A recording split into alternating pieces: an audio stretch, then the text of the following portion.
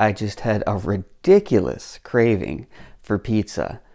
We're gonna bake what's better known as the fathead crust pizza today. It consists of mostly mozzarella cheese and almond flour as the base.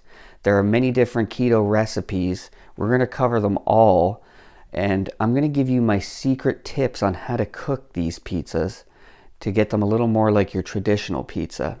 So you're gonna want to hit subscribe below so that you can stay tuned for those in future. Let's get down to it. So this is a relatively simple recipe. The fathead recipe isn't all flour. It is actually quite a bit of mozzarella cheese. So this pizza is literally mozza on top of mozza, so to speak. 4 ingredients. Got the almond flour here. This is the cheapest and best quality one available at Costco. Highly recommend that one because some of the other specialty stores you'll just get gouged.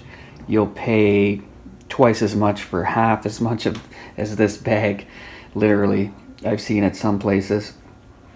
This recipe here, all we're going to need is the 1 egg, some baking powder, a teaspoon there. This is 1 1/4 cup of almond flour, and this is 1 1/2 cups of shredded mozzarella cheese. So in order to do this, first off, we have to melt down this cheese to a semi-liquid form. I'm going to do that right now. So the best way you're going to want to get this cheese melted down is in the microwave. You're going to want to do this in 20 to 30 second increments.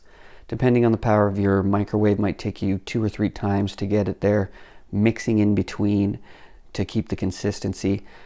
You're going to want to get this down to a semi-liquid form so that we can mix in the egg and the dry ingredients. So there you see after the first 40 seconds, I'm just going to mix this around with a rubber scraper. Tends to be the easiest way. This is already looking a little like the consistency that we're going to want. I'm just going to hit it a little bit more, maybe 20 seconds, and then mix the egg in. So here it is, another 20 seconds. You can see it's a little more liquid now. We're just going to quickly throw an egg in there.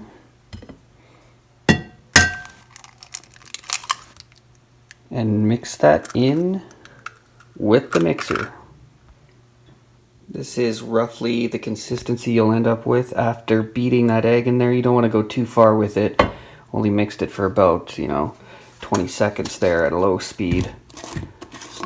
So the next step is adding our 1 teaspoon of baking powder, which isn't very much.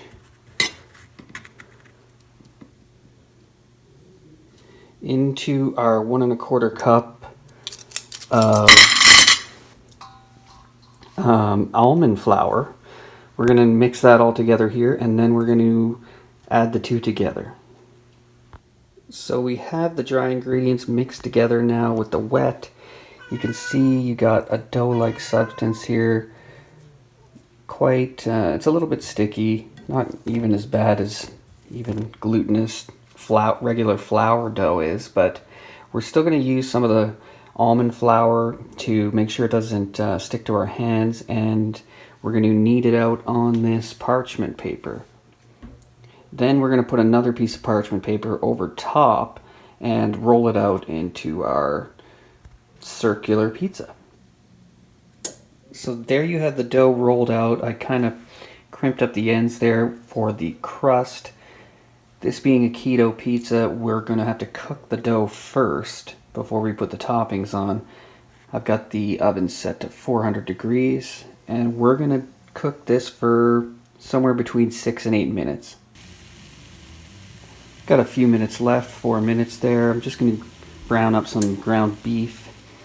Going to go with some pepperoni here as well. I'll have to grate my cheese, and I'm going to just throw these onions in with the beef right now. Saute those up a little before we put them on. Here's what our crust looks like about after 7 or 8 minutes in the oven. You can see it's risen up a little bit. fluffed up. It'll finish off nicely. We're just going to put some sauce onto here. I'm using a Primo squirt bottle sauce. Not too concerned about if there's a little bit of sugar in there. I like the flavor. And then we're going to load our toppings up. So I've got all my toppings loaded up there. You can see it is just packed with meat and mozza. We're going to throw it in for about another 6 to 8 minutes again. And then I like to hit it with the broiler for a few minutes just to brown the top a little more. I also like to take it off the pan to get the bottom a little more crusted up, so to speak. Even though you can just leave it on the cookie sheet like this as is. That's my personal preference. You just have to be a little bit careful when you do it, sliding it onto the oven rack. Got about another 2 minutes left here. Let's have a peek at it. It's looking pretty good there. We're gonna turn the broiler on in 2 minutes. So I've just turned the broiler on there, guys. Oh, there goes my timer. Forgot about that. Now we have just the top burner on, and we're going to brown up all those toppings and the cheese. And there you have it, guys, the finished product. You gotta admit, that's looking appetizing. I find a lot of the recipes online don't cook it to the point where it's like a regular pizza. Like the way I do the 2 minutes, 3 minutes broiling at the end just to brown up that cheese and the toppings, and to cook it off of the cookie sheet like I explained earlier, to get the bottom of the crust a little more cooked. Then it's, you know, a little more like pizza and not raw dough, so to speak. Like some of these other recipes end up with a really, really soft, doughy like crust. This is going to turn out a little more like the pizza that you're craving.